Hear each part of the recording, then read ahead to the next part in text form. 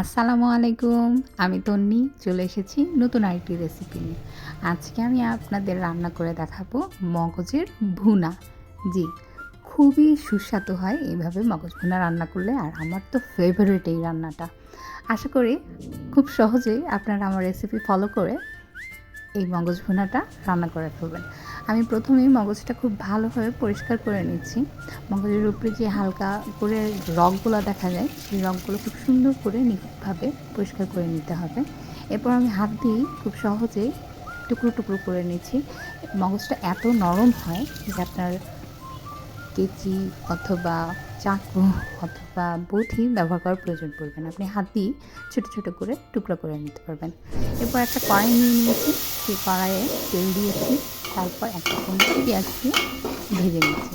পেঁয়াজটা যখন হালকা গোলাপি রঙের হয়ে আসবে, তখন আমি এতে হালকা একটু পানি দিয়ে দিব যাতে মশলাটা পুড়ে না যায়।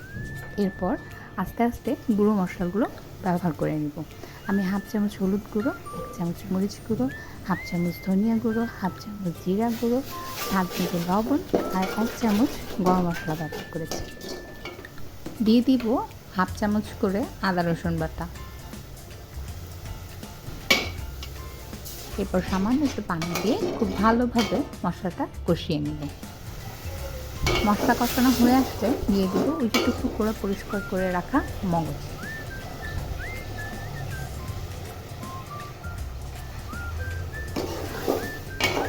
এবার আলতোভাবে মশলার সাথে মগজটা একটু ভালোভাবে কষিয়ে নেব। মগজটা নরম বলে কেউ ভাববেন না যে মগজটা রান্না করতে দ্রুত সময় লাগবে।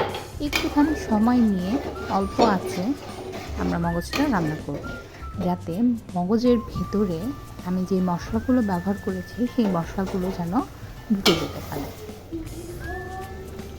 আমার মশলা কষানো হয়ে গিয়েছে মগজ সহ। এরপর 1 কাপের মতো পানি আমি ব্যবহার করেছি, করে স্বাদ মতো কাঁচামরিচ নিয়েছি, নিয়ে ভালোভাবে রান্না করে নিয়েছি। দেখতেই পাচ্ছেন আমার মগজ রান্নাটা হয়ে গিয়েছে।